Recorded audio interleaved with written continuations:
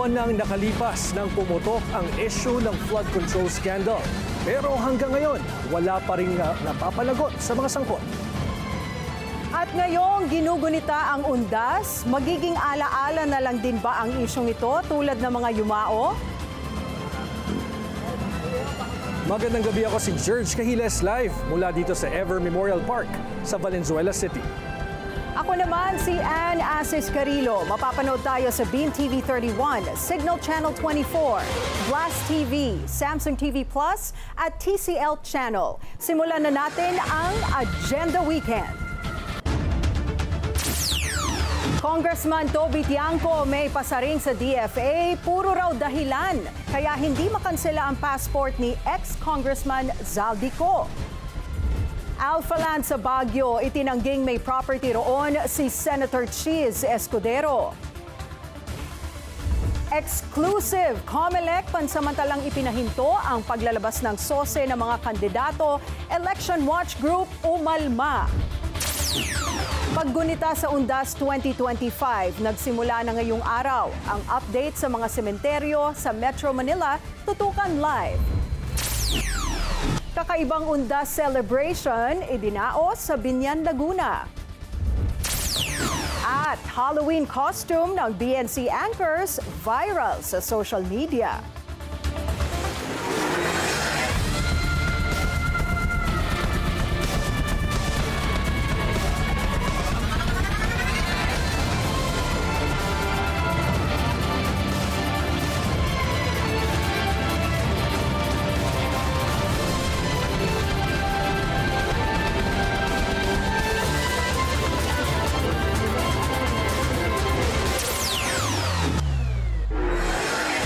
Gusto, may paraan. Kung ayaw, maraming dahilan. Yan ang pasaring ni Navotas City Representative Toby Tiangco sa DFA na tila wala raw pangil para makansela ang pasaporte ni dating Congressman Zaldico.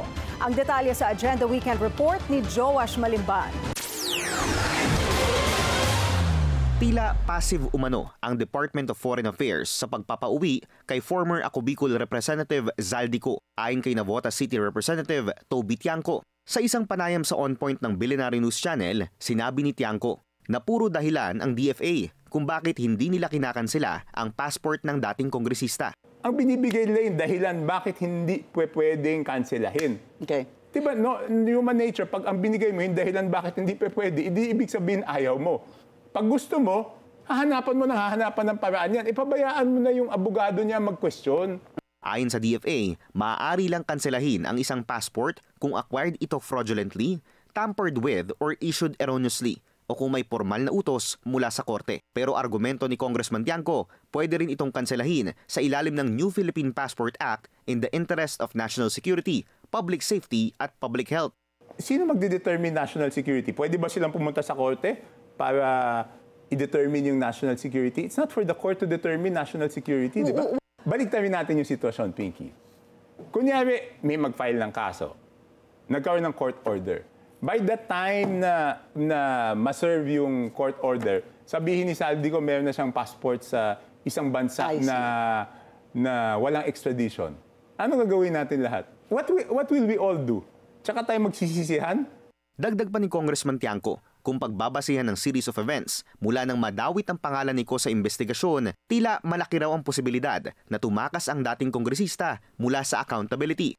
Number one, nung una siyang pinapauwi ni Speaker Bogie D, sabi niya, anong una sabi niya? Sabi niya, sasagutin niya lahat ng accusations. Nung pinauwi na siya at sinorten yung kanyang travel clearance, nag-resign siya. Instead na humarap, nag-resign siya. On the day na matatapos yung last day ng notice para hindi siya humarap sa Ethics Committee. So ayaw niyang humarap. 2 beses sa ICI, ayaw niyang humarap. Tapos nilabas niya yung air assets niya. Kung yung bahay niya, pwede lang niya dalhin, didinala niya yun, di ba? So yung mga assets, pag-aari niya na pwede niyang ilabas ng bansa, inilabas na niya. Yung ganyan bang klaseng tao, may balak. Huling namataan sa Portugal si Ko. Sa tingin ni Congressman Tiangco, wala na siyang balak bumalik sa bansa para harapin ang mga akusasyon laban sa kanya. Kaya aniya, kinakailangan na magkaroon ng pangil ang ICI. Kasama sa ifinail niyang bill sa Kongreso nitong Martes ang pagkakaroon ng contempt powers ng komisyon at kakayahan na makapag-issue ng isang whole departure order sa mga sangkot sa investigasyon. Para sa Agenda Weekend, Joash Malimban, Billionaire News Channel. Nilinaw ng Alphaland Baguio Mountain Lodges na walang pag-aari o bahay si Senator Cheese Escudero sa loob ng kanilang high-end residential development sa Itogon, Benguet. Sa isang text message, sinabi ng pamunuan ng ABML na bagamat hindi nila isinasa publiko ang listahan ng kanilang mga residente para sa privacy at security reasons, na kumpirma nilang walang bahay na nakarehistro sa pangalan ng senador o ng anumang kumpanyang konektado sa kanya. Madalas lang daw bumisita si Escudero at kanyang pamilya sa property. Ang Alphaland Baguio Mountain Lodges ay isang exclusive mountain residential project ng Alphaland Corporation na kilala sa kanilang mga luxury lodge. Batay sa 2024 SALN ni Escudero, wala siyang idineklarang pag-aari o interes sa Alphaland o anumang real estate sa Baguio o Benguet. Matatanda ang inulat ng Billionaire News Channel ang ilang Alphaland properties na linked umano sa mga opisyal na dawit ngayon ang pangalan sa flood control scandal. Lumalawak pa ang mga nakakalkal sa flood control corruption scandal. Pero sa patuloy na pagsubaybay rin ng Billionaire News Channel sa mga contractor na nagbigay umano ng donasyon sa mga politiko, tila COMELEC naman ang pumipigil sa mga sose para maisapubliko. Nagbabalik para sa kanyang exclusive agenda report si Joash Malimban. Tila urong sulong ang Commission on Elections sa mga pahayag nito patungkol sa paglalabas ng Statement of Contributions and Expenditures o SOSE. Marso pa lang kasi, sinabi na ni Chairman George Garcia na ipapublish ang nasa mahigit 40,000 SOSE ng 2025 national and local candidates sa official website ng poll body. Pero hanggang ngayon, front page lang ng senatorial at party list candidates at political parties ang uploaded dito. Hindi kita kung sino ang donors ng mga kandidato at kung paano ang breakdown ng kanilang mga ginastos sa nakaraang eleksyon. Ilang beses din nagpabalik-balik ang Billionaire News Channel sa opisina ng Political Finance and Affairs Department o PFAD para mag-request ng 2025 SOSE. Pero tila laging may bagong requirement na hinihingi ang departamento para makuha ang mga nire-request naming dokumento. Ayon sa COMELEC Resolution 11109, maituturing bilang public documents ang lahat ng campaign finance reports. Mandatory ng PFAD na gawing publicly available ang campaign finance data through digitized systems o upon request. Pero base sa isang October 13 memorandum na eksklusibong nakuha ng Billionaire News Channel, tila ipinag-uutos na hindi muna maaaring ilabas ang SOSE dahil umano sa pending investigation ng poll body. Ang inyong lingkod ay nag-issue ng memorandum address sa ating Political Finance and Affairs Department na kapag natapos na ang buong investigasyon ay pwede na namin kagad ma-release sa ating mga miyembro ng media, sa ating mga citizens arm at basta magbayad ng proper administrative fine. At number 2, ma-explain lang kahit paano kung saan gagamitin ang mga naturang SOSE. Ito po yung available sa public. Eksklusibo ring nakuha ng aming team ang isang October 23 memorandum na ipinag-uutos sa lahat ng COMELEC regional and provincial offices na bawal ilabas sa mga SOSE hanggang hindi pa tapos ang fact-finding investigation ng poll body. Unusual ito para sa periodista at kontradaya convenor na si Danilo Araw. Kung may investigasyon, all the more na dapat mo isa publiko kung anumang pampublikong dokumento meron ka kasi for all you know, baka makatulong pa yung publiko dun sa investigasyon na gagawin mo. So we should not underestimate the power, not just of citizen journalism, but active citizenship. Dagdag ni Araw, tila violation din ito ng press freedom, lalo na't mga periodista at mamamahayag ang madalas nagre-request ng SOSE. To some extent, you can even say na it discourages journalists from pursuing investigative journalism. Although it can also be counter-argued on the other hand na alam mo kapag sinisikreto mo yung dokumento, an enterprising journalist will find a way to get it through back channels. So makukuha rin yan ng periodista. Ayon kay Araw, hindi na dapat hintayin pa ng COMELEC ang isang formal request sa paglalabas ng mga SOSE. tulad ng pag-upload nila ng mga certificates of candidacy at certificates of nomination and acceptance ng mga kandidato sa kanilang official site. Paliwanag ni Chairman Garcia. Hindi po lang namin sinabay na ibigay habang iniimbestigahan kasi po pangit naman po mauunahan kami ng paglalabas ng listahan. Ayaw po namin ma-preempt yung ginagawang investigasyon naman ng ating opisina. Nakausap namin si PIFA Director Efraim Bagid sa pinakahuling balik namin sa kanilang opisina. Personal niya kaming sinamahan sa pagsusumite ng aming request sa Records Office ng PIFAD para agad na maasikaso ang mga hinihingi namin dokumento. Ayon sa Records Office, maaari nang makuha kinabukasan ng aming request. Pero pagsapit ng umaga, nag-message ito sa amin na nasira ang kanilang software na ginagamit sa pag-redact ng ilang private information sa hinihingi naming sose. Sinabi rin bigla ni Director Bagid na kakailanganin pa ng 7 araw bago makuha ang aming mga ni-request na dokumento, alinsunod sa guidelines ng kanilang opisina. Para sa agenda, Joash Malimban, Billionaire News Channel.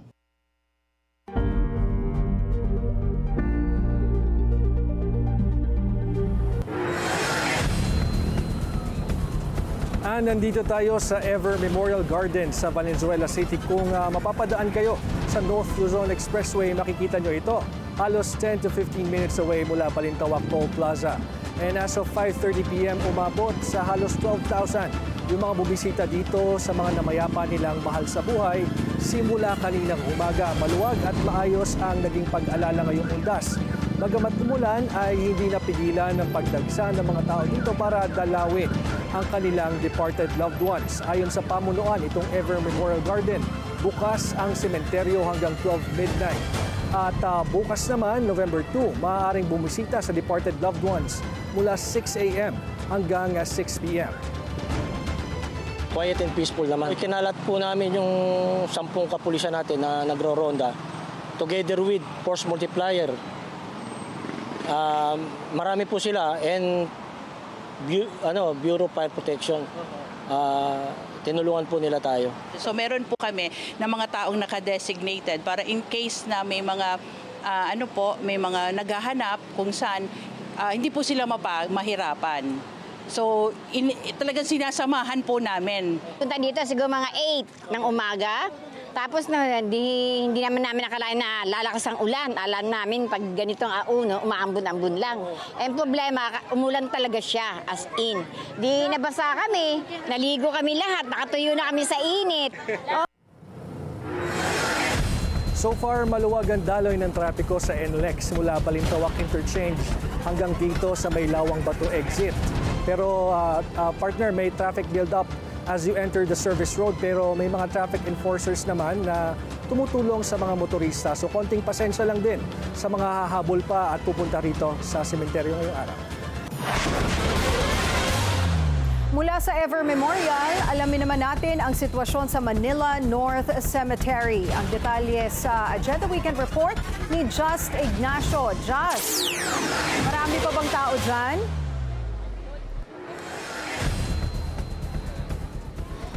Tuloy pa rin ang pagdating at pag-alis ng mga tao dito sa Manila North Cemetery para bisitahin ang kanilang mga yumaong mahal sa buhay. Ngayong November 1, ang unang araw ng Undas 2025. Isang mahalagang selebrasyon para sa maraming mga Pilipino at isang okasyon para bisitahin ang mga yumaong mahal sa buhay. Sa ngayon, ang nakita pa lang natin na data, yung estimate natin na sa 200,000 yung more or less yung pumapasok ngayon at madadagdagan pa yan. Magmula alas 5 nitong madaling araw hanggang alas 9 ng umaga pa lang ang datos na yan ayon sa PNP. Tinatayang 500 kapulisan mula sa MPD ang nakadeploy sa Manila North Cemetery. Bukod pa umano riyan ang mga sekreta o ito yung mga pulis na nakasibilyan na nagbabantay din sa himlayan. Sa entrance ng Manila North Cemetery, may sariling lane papasok ang mga babae at lalaki. Meron ding priority lanes para sa mga senior citizen, PWDs at pregnant women. Ayon kay MPD Spokespolice Major Philip Ines, maayos ang naging pagtugon ng mga bumibisita ngayong taon kaugnay ng mga ipinagbabawal dalhin sa loob ng sementeryo. Samantala, tinanggal na ang libreng sakay papasok sa loob ng himlayan dahil hindi na rin ito makakausad sa dami ng tao na bumibisita ngayong undas. Bakit po? Hindi na kasi hindi makagalaw. Apo? Hindi na makagalaw, lalong maiipit yung mga tao. Sa kauna-unahang pagkakataon, may ilang bagong features at ipinatupad na sistema ang Manila North Cemetery sa pangunguna ni Director Daniel Tan. Kabilang dyan ang wrist tagging para sa mga bata kung saan inire-require ang pagsuot nito. Para sakaling mawala ay agad din silang mahahanap ng kanilang mga magulang. Ayon kay Assistant Director Anthony Escueta, 6 hanggang 8 bata ang naitalang nawala. Pero sa tulong ng bago nilang sistema, agad natagpuan ang mga ito sa loob lang ng 1 oras. Mayroon na ring ipinatupad na puntod finder para mas madaling makita ng mga dadalaw ang puntod ng kanilang yumaong mahal sa buhay. Meron tayong puntod finder, makita po nila yung mahal nila sa buhay. Ilagay lang po nila yung apelido. Then lalabas na po yung grave number doon, tsaka section, then may mapa po yun.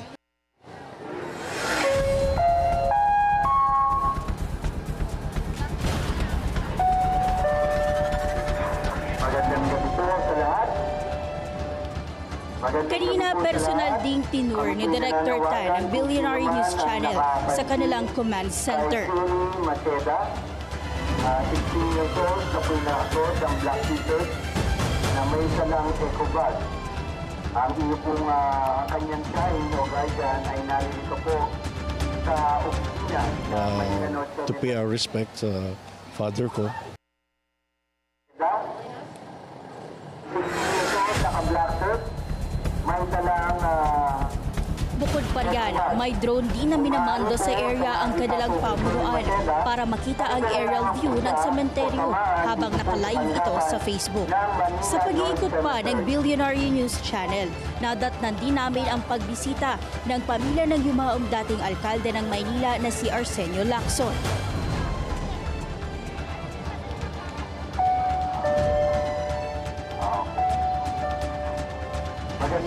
And as of 5 p.m. ngayong araw, naitala ng Manila Police District ang karagdagang bilang na 104,498 para sa mga dumadalaw dito sa Manila North Cemetery. Sa kabuuan, 1,139,491 na ang kabuang bilang ng mga dumalaw dito mula alas 5 nitong madaling araw. Sa mga oras na ito, kung makikita mo dito sa aking likuran, mas makapal na yung volume ng tao na lumalabas mula sa Manila North Cemetery kesa doon sa mga papasok dito sa Manila North Cemetery.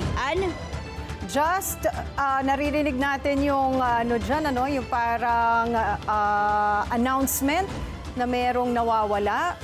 So effective itong wrist tagging for kids, but yung rinig namin 16-year-old itong hinahanap. Kasama ba yung mga teenagers sa wrist tagging feature ng cemetery?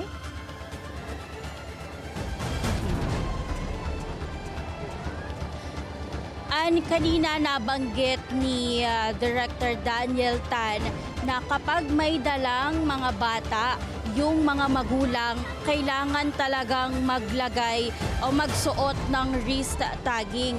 Katulad nga lamang yan ay may mga nawawala, mas madali para sa kanila na mahanap yung kanilang mga anak dahil bukod sa wrist tagging, inaanunsyo din yung mga nawawalang bata. Meron silang paging system dito. Oo, narinig nga natin, merong announcement dyan while you were giving your report. Just hanggang anong oras bukas ang sementeryo ngayong araw na ito? At anong opening and closing time for tomorrow? Ayon kay Director Tan ng Manila North Cemetery, hanggang alas 9 lang ng gabi yung bukas itong Manila North Cemetery. Kanina nag-umpisa yung pagbisita ng mga tao dito alas 5. So today and then tomorrow 5 a.m. to 9 p.m. ang operating hours nitong sementeryo at pagdating ng Lunes, balik na sa normal na operating hours ang Manila North Cemetery. Maraming salamat, Just Ignacio, live mula sa Manila North Cemetery. At para alamin ang sitwasyon sa ating major cemetery sa Metro Manila, makakausap natin si NCRPO spokesperson Police Major Hazel Asilo. Major, magandang gabi po sa inyo. Magandang gabi po, ma'am, at sa ating mga taga-subaybay, magandang gabi po. Meron po ba tayong update sa ating major cemeteries? Kamusta po yung inyong pagbabantay? So far po, yung ating mga na-monitor as of 6 ng gabi, meron na po tayong yung crowd number po natin dito sa Manila North Cemetery is umabot na po ng almost 1.1 million. Sa South Cemetery naman po is nasa 1.2 million. Sa La Loma Cemetery is nasa 15,300. Chinese Cemetery natin is nasa 5,400 at ang Paco Park po is nasa 192. Kanina po nung nabanggit po kanina nung naunang nag-report is tama po hanggang 9 p.m. po yung ating karamihan sa ating mga sementeryo, pero po yung mga sementeryo po natin dito sa lungsod ng Parañaque is 24 hours po. Maliban na lamang po dito sa Catholic Cemetery na hanggang 12 midnight. Yung Manila Memorial po, Loyola Memorial at Himlayang Palanyag is 24 hours po silang bukas. So pwede pong mag-overnight yung mga dadalaw po sa kanilang mga namayapang mahal sa buhay. Major, dumami po ba yung mga number of visitors ngayong taon? Mas marami po siya dahil maganda ang panahon ngayon compared nung nakaraan na talagang umuulan. Pero ngayon po, although umulan ng kaunting oras, is bumalik din naman po yung init at saka mas naging maayos po kasi ngayon yung ating naging pakikipag-coordinate sa ating local government units. Kaya po yung mga tao is siguro mas naengganyo sila na dumalaw ngayon dahil nakita po nila na maayos po yung naging palakad natin ngayon at yung pagpunta nila ngayon sa mga sementeryo. Major, meron na po ba tayong mga naitalang untoward incident o nakumpiska na ipinagbabawal na gamit sa atin pong mga sementeryo? Sa mga major, mga untoward incidents, wala naman po. Maliban na lamang po dun sa mga medyo nahihiwalay na mga anak, mga bata. Pero naiibalik din naman po sa kanilang mga magulang dahil na rin po sa, yun nga pong ginagawa rin kanina, yung paging system at saka po nakakatulong po na meron po silang mga ID at may mga contact numbers po sila. Yung po mga bata na saglit na nawalay sa kanilang mga magulang.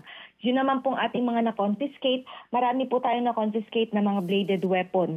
Yun po yung karaniwan na nakukuha natin sa inspection natin doon sa mga entrance po ng ating mga sementeryo. Ganun din po yung mga perfume, yung mga lighter, at lalo na po yung mga sigarilyo. Meron din po mangilan-ngilan na na-confiscate na mga gamit na pangsugal, pero ito naman po, ang lahat ng ito ay binabalik din naman po kung lalabas na po sila ng kanilang ng sementeryo kanilang pinuntahan. Ang ganda nga po ng tulong or ang laki ng tulong ng mga bagong features ngayon katulad nung kanina sa report on the Manila North Cemetery, yung wrist tagging para sa mga bata, para just in case mahiwalay sila sa kanilang mga magulang, madali silang hanapin. Major, ilan po yung nakadeploy nating kapulisan all over Metro Manila? Sa PNP personnel po na nagmula dito sa amin sa NCRPO, humigit 13,000 po yung ating nakadeploy na personnel at tinutulungan naman po tayo ng 7,000 plus nating mga nanggaling po sa iba't ibang ahensya gaya po ng MMDA, ng Armed Forces, ng Bureau of Fire. Nandiyan din po ang Coast Guard at syempre yung ating pong pinakamalaking nag-contribute dito sa ating mga allied forces. Ito pong ating mga force multipliers. All in all po nasa 20,000 yung ating mga personnel, police at saka uniform personnel at saka non-uniformed na nagbabantay po sa ating mga kababayan at sinisiguro na magiging maayos yung paggunitaan nila sa undas. Bukas po, Major, ang All Souls Day. Meron ba tayo mga dapat asahan in terms of traffic and volume of people? Makakaasa po tayo siguro bukas ng pahapon, lalo na po at magbabalikan na po yung ating mga kababayan na umuwi ng mga probinsya. So kung ngayon po ay medyo maluwag yung ating mga kalsadang dinadaanan sa ating pagbabiyahe, baka bukas po is medyo bumigat na dahil yung mga magbabalik po, mga papasok ng Monday. Kaya po ang ating mga kababayan ay atin po pinapayuhan na magbaon ng mahabang pasensya dahil po bukas ay makakasabay na po nila kung bukas pa lang po sila pupunta ng mga sementeryo, baka po makasabay na nila yung pag-uwi naman po ng ating mga kababayan na nanggaling po sa probinsya.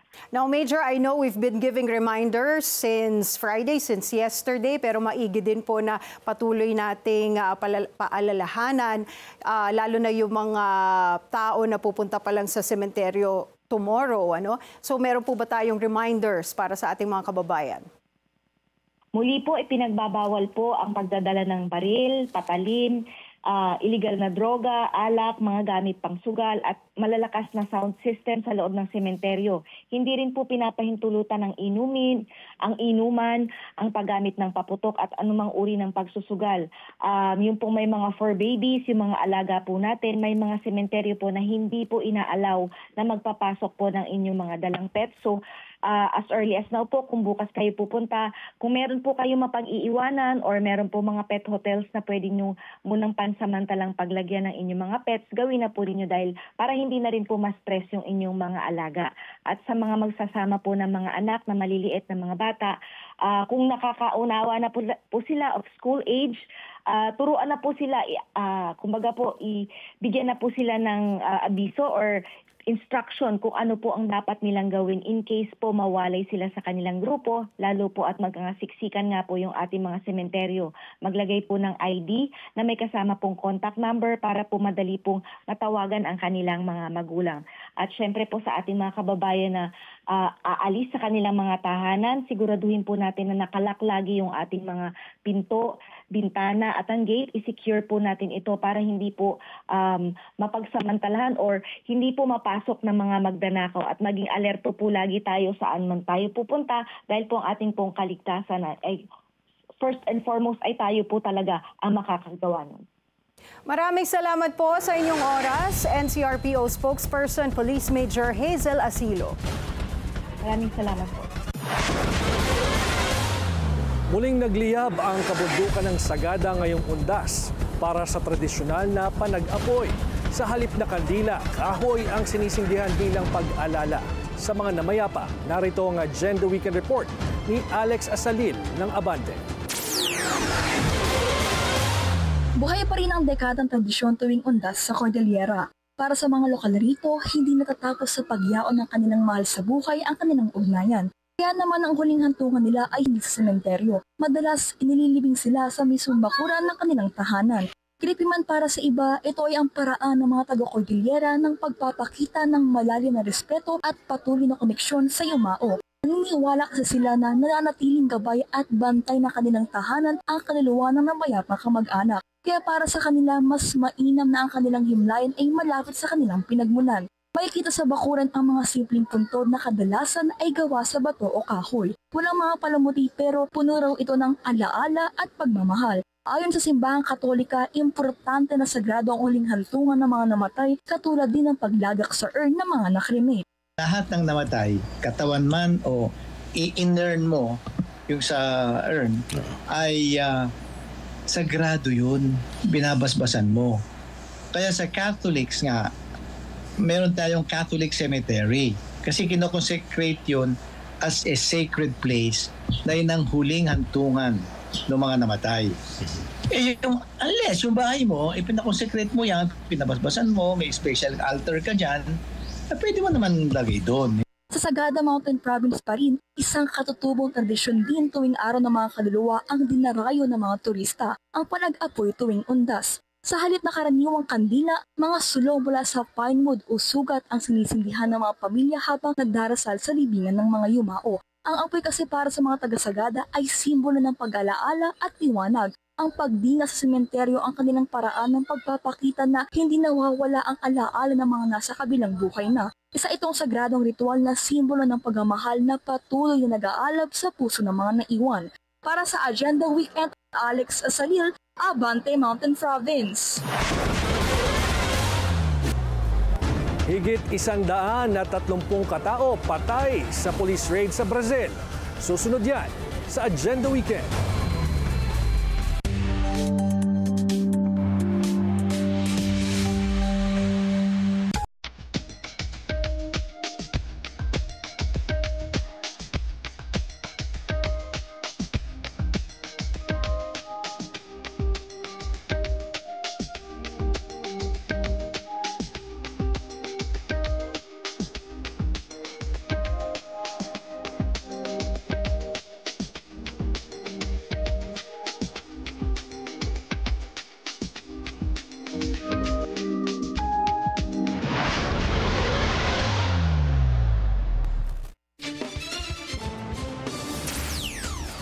Traffic check muna tayo ngayong Sabado sa EDSA Montes Southbound. Maluwag ang daloy ng mga sasakyan.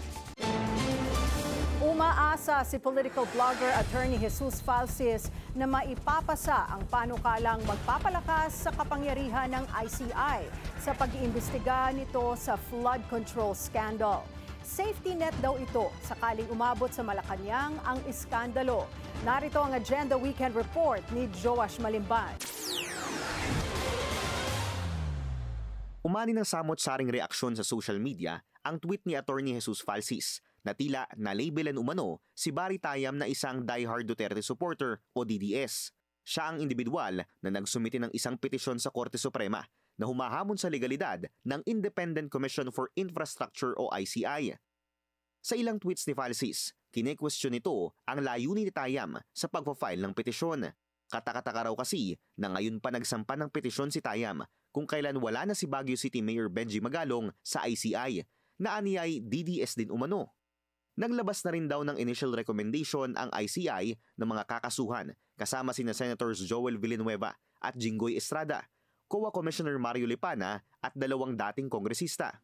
At pumayag na rin daw ang komisyon na i-livestream ang mga gaganaping hearing. Ayon sa isang netizen, dapat daw mag-ingat sa pag-label ng isang tao sa kung ano ang political leanings nito. Lumbas kasi ang ilang photos kung saan ipinakita ni Tayam ang kanyang pagsuporta kay Senator Bam Aquino, former COA Commissioner Heidi Mendoza at Akbayan Party List noong nakaraang halalan. Ayon sa petisyon ni Tayam, dapat umanong ideklara ng Korte Suprema na naaayon sa saligang batas ang executive order ni PBBM na bumuo sa ICI. Dapat din daw na ma-determine ang scope of authority nito. Sa programang Politico Talks ng Billionaire News Channel, sinabi ni Falsis na dapat maaprubahan ang ilang bills na inihain sa Kongreso na layong magpatibay sa kapangyarihan ng komisyon. Pero sa ICI, no, may nag-question ng constitutionality nun, ha? Yes. Kaya dapat Teacher talaga, pa, ha? correct. Kaya dapat mapasa ng Congress yung bill strengthening the independent commission kasi baka hindi alam ng mga tao ngayon, nung panahon ni Pinoy, may ginawa ding Truth Commission na strike down ng Supreme Court. Correct. Kaya baka mawala yung ICI kung executive order lang. Bukod sa pagdaragdag ng kapangyarihan ng ICI, masusolusyonan din umano ng inihaing bills ang potential dilema sa pag-invoke ng executive privilege sakaling umabot sa ehekutibo ang investigasyon. Para sa Agenda Weekend, Joash Malimban, Billionaire News Channel. Kaugnay ng ulat na ito, makakausap natin si Mr. Barry Tayam. Barry, magandang gabi sa iyo. Magandang gabi po, Ms. Han, and thank you, Billionaire News, for inviting me tonight. Barry, ikaw ay nag-file ng petition sa Supreme Court questioning ang legality at pagiging constitutional ng ICI. Pwede mo bang ipaliwanag sa amin, for context of our viewers, ano ang layon mo sa isinumuti mong petisyon sa SC? Well, ang layunin ko lang naman po dito ay tingnan kung naaayon ba talaga ang ICI o yung Executive Order 94 sa ating konstitusyon. At kung hindi man ako paboran ng Korte Suprema, nakikita ko rin naman na win situation din ito sa ICI kasi magkakaroon sila ng contempt power o masasabi nating mas valid or masasabi nating legal na kanilang ginagawang investigasyon at hindi lang redundancy sa DOJ or sa part ng Ombudsman. Madalas naman po ako nagpa-file sa Supreme Court ng mga cases na related sa mga civil rights, tulad ng BSK postponement, saka yung dati sa impeachment ni VP Sara. And sa House of Representatives, nag-file din po ako ng impeachment case against COA Commissioner Lipana. For the record, Barry, are you against the ICI? I am not totally against with the ICI, Miss Anne. I'm just asking about the constitutionality. And sa mga balita or sa mga nakikita ko sa mga post na ako daw ay may certain politician or partisan or mga political ideology na pinapanigan. Wala naman po. I could say na hindi po ako pro-Marcos, hindi rin po ako anti-Marcos. Same way, hindi rin po ako pro-Duterte, hindi rin po ako anti-Duterte. I am just pro-Constitution. I just want to upheld the rule of law. Oo, buti na ilinaw mo yan kasi may mga social media users na binabansagang kang DDS. So, ang reaction mo dyan is hindi ka pumapanig sa kahit na anong kulay. Yes po, pero syempre may political rights din naman po ako. I've never been a DDS since 2016. Hindi naman po ako supporter ng mga Duterte. Year 2022, year 2025, hindi rin po ako naging supporter ng Duterte political clan or mga kaalyado nila. Basta I am just pro-constitution sa sinasabi nila or dito sa part ng ICI sa pag-question ko sa Korte Suprema. If the SC says that the ICI is constitutional, ano ang next plan mo? Will you submit a motion for reconsideration? And what do you want to see imposed or recommended para masiguro yung transparency, due process at walang overreach itong ICI? Well, doon sa aking petition naman po ay tinanong ko rin naman po yung transparency po kasi ang mga citizen naman po ay may karapatan po sa public information. So sana mas palawigin pa nila yung transparency at publicize nila yung mga previous hearings nila. Isa rin po kasi yun sa naging question ko doon sa aking argumento. Sinabi naman ng ICI na ipapublicize na nila or i-livestream na nila yung kanilang mga hearings, pero hindi daw nila i-livestream or ipapublicize even the minutes ng hearings ng mga previous hearings or mga sinamon nilang mga personalities kagaya ng, syempre crucial yun, I could say, former DPW Secretary, Senator Mark Villar, saka si former House Speaker Martin Romualdez, dapat malaman ng tao yun kung ano nga ba yung nilalaman ng hearing noon kasi hindi sila kasama doon sa kinasuhan. So, I could say baka may conflict of interest din kasi itong executive order, itong ICI, ay binuo under executive branch. Ang iniimbestigahan dito ay kung ano yung nangyari doon sa DPWH na under rin naman po ng executive branch. Okay, maraming salamat sa iyong oras, Mr. Barry Tayab. Maraming salamat po, Ms. Anne, and thank you, Billionaire News.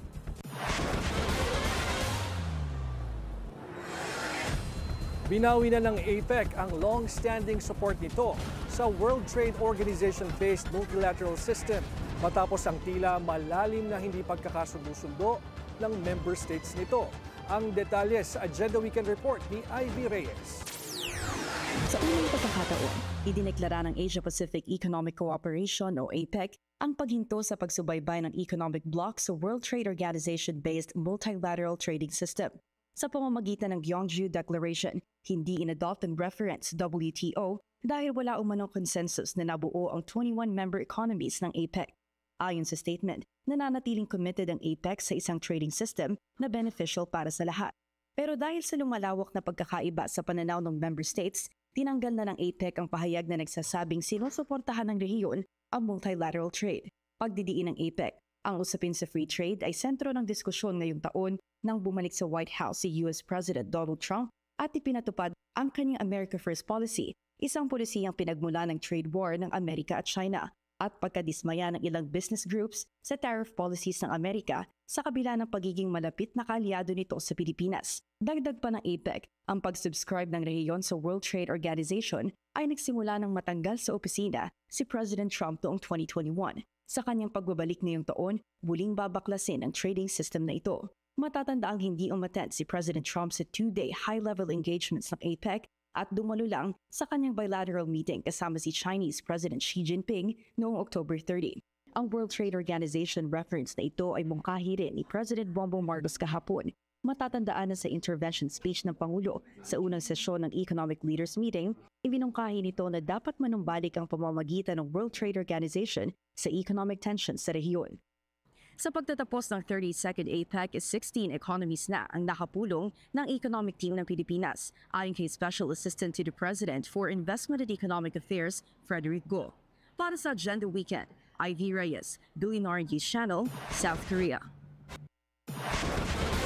Isang karinderya ang nakatanggap ng Bib Gourmand Award ng Michelin Guide sa Quezon City. Ano na nga ba ang estado ng kanilang restaurant matapos matanggap ang parangal?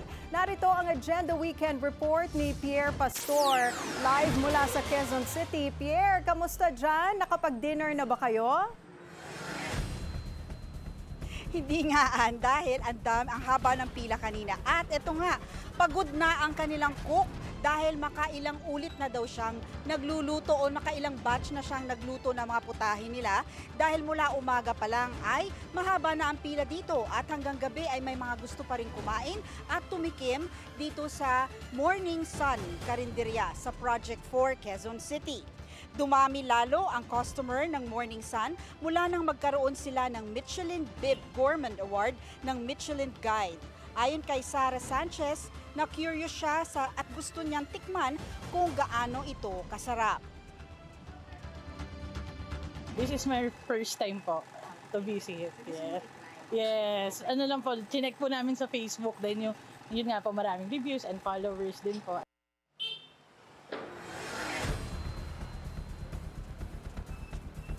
Ang magkakaibigang ito ay naimpluwensyahan ng kaibigan nilang si Daniel na dati nang kumakain dito. The Michelin star kind of just confirmed. Authentic talaga siya na Ilocano. Madali lang siyang puntahan and affordable at the same time quality yung lasa. 1996 pa, dinarayo na ang Morning Sun dahil sa kanilang barbecuean. At ang iba pa nilang mga Ilocano dishes gaya ng kilawin, pakbet at laing. Parang ano po siya, very inclusive po siya. Nakaka-boost po siya ng sa mga ibang like businesses po, na local businesses. So parang kami din as Filipinos, we want also to explore hindi lang yung mga high-end restaurant but parang ganito din po, to go back to our roots. Proud na proud ang may-ari na si Lynn Mortera dahil sa nakuha nilang pagkilala at sa pagdami lalo ng tumatangkilik sa kanilang karinderya. And itong Michelin Bib Gourmand Award ay ibinibigay pala sa mga kainan na nag-o-offer o nagsaserve ng comforting pero maayos na pagkakagawa na dishes.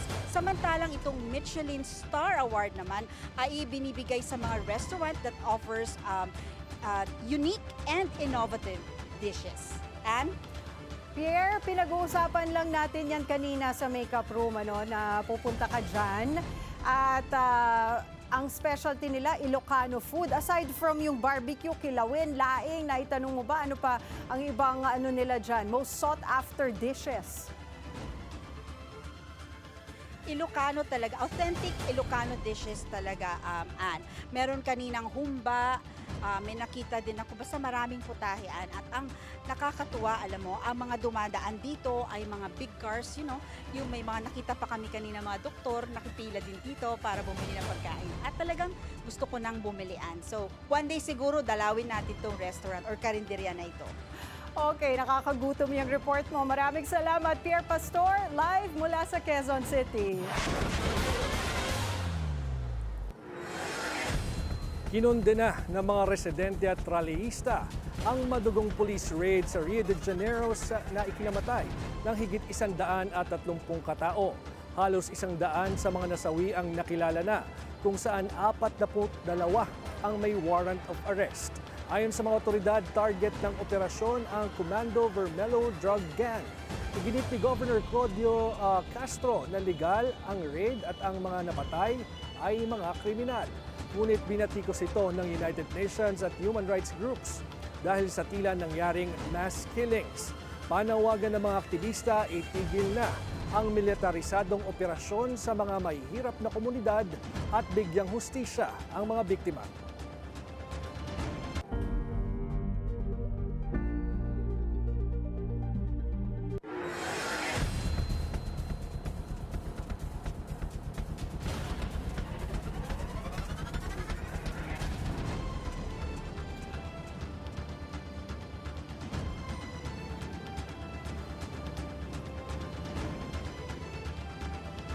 Natirik ang ilang emergency tents ng Department of Health sa South Luzon Expressway mula kahapon hanggang November 2. Nakahanda itong umalalay sa mga biyahero ngayong undas sakaling may mangailangan ng tulong medikal.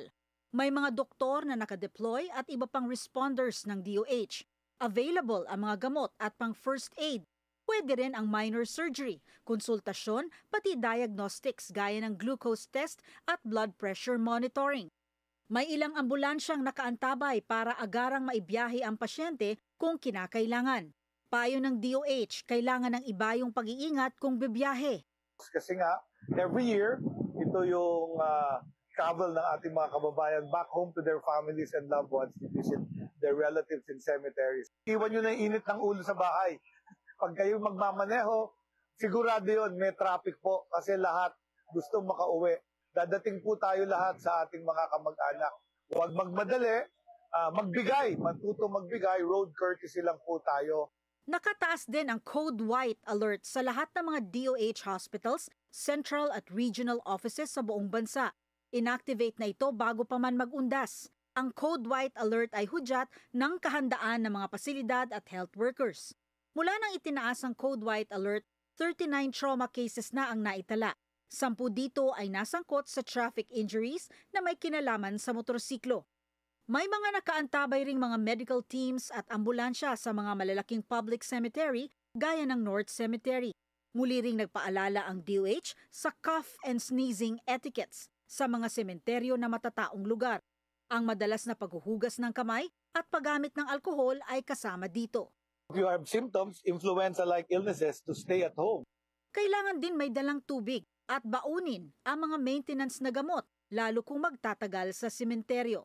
Para sa Agenda Weekend, Pierre Pastor, Billionaire News Channel.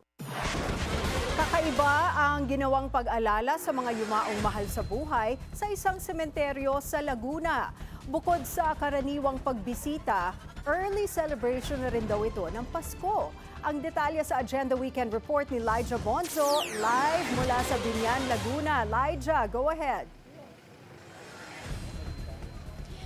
Mag-aalas 7 na nga ng gabi pero tuloy-tuloy pa rin ang pagdagsa ng mga tao dito sa Forest Lake Memorial Park, Binyan, Laguna. At hindi nga katulad ng ordinaryo na pag-alala natin sa araw ng mga yumao ay pinakakaiba ang naging bagtaraos dito.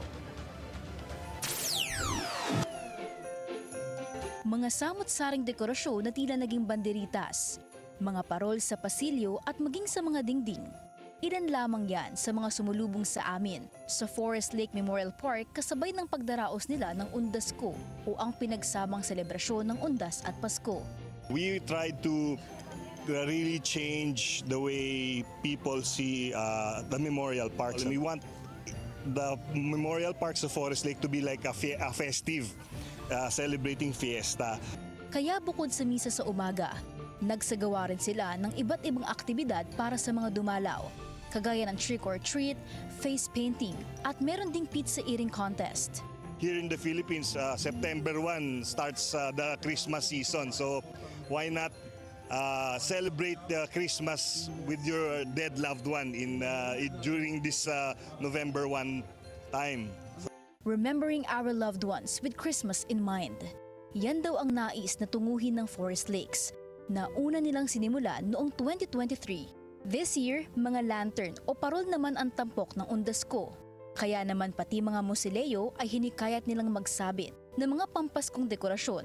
Para sa ilang bumisita, isang pagkakataon ng araw na ito para makasama ang mga pamilyang kapiling pa nila. Kagaya ni Josephine, na bagaman nakabisita na kahapon ay bumalik ulit ngayong araw para makasabay ang pagbisita ng ibang kamag-anak sa mga yumao niyang magulang. Minsan masaya din gawa ng kasama mo yung family mo. Kasi laging busy sa school tsaka sa trabaho. Kaya holiday naman ng November 1. Kaya ito lang yung chance na magkakasama. Taga-Laguna lang sina Josephine, pero maaga pa rin itong bumiyahe para maiwasang ma-traffic sa hapon. Nagbiyahe naman mula pa sa Lower Bicutan, Taguig ang pamilya ni Ronald. At bago pa mag-alas 7 ng umaga ay nandito na. Yung nakakasama kami magkakapatid, tsaka yung mga pinsan ko, nakakasama kami. Tsaka napapasyal din namin, Nakagala siya. Sa pagbisita sa Memorial Park, paalala ng pamahalaan, bawal magdala ng deadly weapons at liquors at maging mapagpasensya sakaling bumigat ang daloy ng mga sasakyan sa loob at labas ng Memorial Park. Sa kasalukuyan ay nakapagtalanan ng halos 9,000 na visitors ang Forest Lake as of 6 p.m. At ayon sa pamahalaan ng Memorial Park na ito ay 35,000 daw ang foot traffic na average nila kada undas at ito rin ang tinatanong nila for this year. Lalo pa nga at natapat ng weekends ang Novembers 1 and 2. At kaakibat nito patuloy ang pagsasanib puwersa ng LGU personnel para naman mag-assist sa daloy ng trapiko, gayon din sa pag-maintain ng peace and order at magbigay ng paunang lunas kung may mga ngailangan. Yan muna ang latest mula dito sa Biñan, Laguna. Balik sa inyo, Ann and George. Maraming salamat, Lyja Bonzo, live mula sa Biñan, Laguna. Alaala ng mga alamat. Sa pagdaraos ng Undas 2025, ginugunita rin ang buhay ng mga yumao sa mundo ng sports. Narito ang agenda report ni Sheila Salaysay.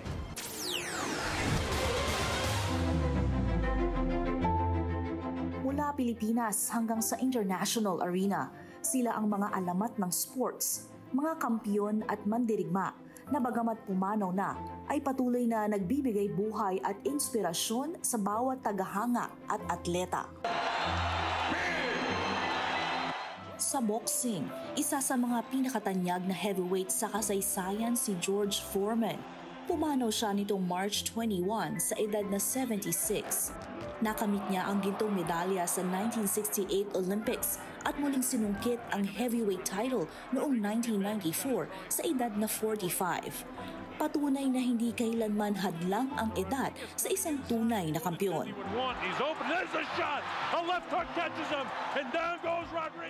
Freddie Pendleton. Patton's getting to him now. At age 46, nagpaalam din ang dating world champion na si Ricky Hatton na minsang nakatunggali ni Manny Pacquiao sa super lightweight division. Natagpuan siyang wala ng buhay sa kanyang tahanan noong September 14, isang malungkot na paalala ng marupok na hangganan ng buhay kahit sa mga matitibay na mandirigma.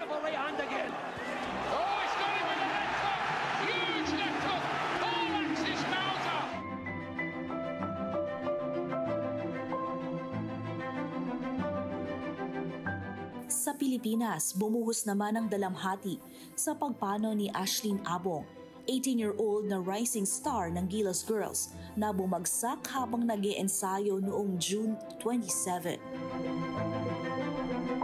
Walang kaduda-duda, Israel Friday. Nagluksa rin ang UAAP community sa pagpanaw ni Israel Friday, 19-year-old na recruit ng UP Fighting Maroons na bumagsak din sa ensayo noong August 19. I need one more try. Isa ring bayani sa tuktok ng mundo ang nagpaalam, ang 45-year-old Pinoy climber na si Philip Santiago II na binawian ng buhay sa Camp 4 ng Mount Everest noong May 14.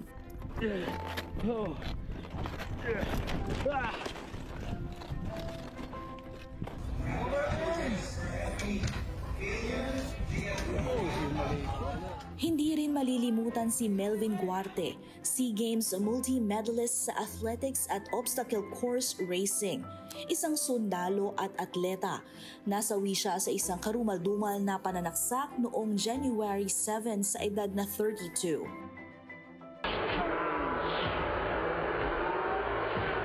At sa professional wrestling, pumanaw ang alamat na si Terry Bollea o mas kilala bilang Hulk Hogan noong July 24 sa edad na 71. Isang mukha ng sports entertainment na naghatid ng saya at inspirasyon sa mga dekada ng fans sa buong mundo.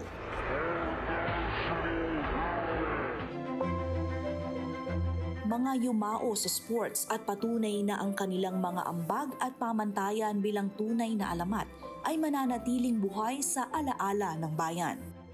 Para sa Agenda Weekend, Sheila Salaysay, Billionaire News Channel.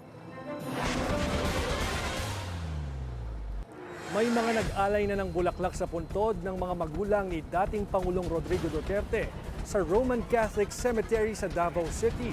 Bumisita rin ang ilang miyembro ng pamilya Duterte sa kanilang musuleo. Matatandang madalas dalawin ni FPRRD ang puntod ng kanyang mga magulang, lalo kapag mayroon siyang ginagawang desisyon sa politika. Hindi naman nakadalaw sa puntod ni dating Pangulong Ferdinand Marcos Sr. si PBBM dahil nasa Korea pa ito para sa APEC. Pero nagpadala na ng bulaklak ang Pangulo sa puntod ng kanyang ama. Hindi pa rin namataan sa libingan ng mga bayani ang presidential sister na si Senator Amy Marcos at ang dating unang ginang Imelda Marcos. Pinusuan online ang witty Halloween costumes ng agenda anchors ngayong Undas. Hindi raw kasi ito spooky, pero nakakatakot pa rin. Silipin natin yan sa Agenda Weekend Report ni Elijah Bonzo. This is Happy Halloween from Agenda. Happy Halloween! Happy Halloween! Viral online ang Halloween costumes ng Billionaire News Channel anchors. Dahil sa very relevant portrayals ng mga ito sa maiinit na issue ng bansa. Unang nagpasabog ang anchor na si Willard Cheng. Oh, si Saldico. Saldico? Bakit ka naman si Saldico? Kaya hindi niyo ako nakikita.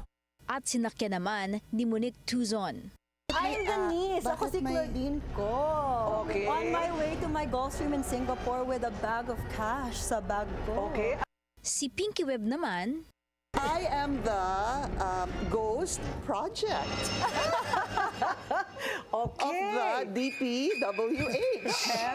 Di rin nagpahuli si Corina Sanchez Rojas. Ano ba yung mga numbers na yan? Nakikita ko 1,000, 2,000, 3,000, 4,500, 2,500. Okay, in 2022, ang halaga ko ay 1,000 pesos. Dahil lahat ng mga nakikita niyong ari-arian ko, mga hiram ko lang yun. Mga hiram ko lang lahat yan. Huh? Now, yes, ang titulo, nasa pangalan ko ba? Wala. Ani ng netizens, very witty at tunay na nakakatakot ang mga costumes ng agenda anchors. Nakaani rin ito ng multiple reposts kung saan maraming netizens ang nakihalakhak sa humor na ipinamalas ng Team Agenda. May ilang hindi makapaniwala habang ang iba nang hinayang at hindi ito napanood ng live.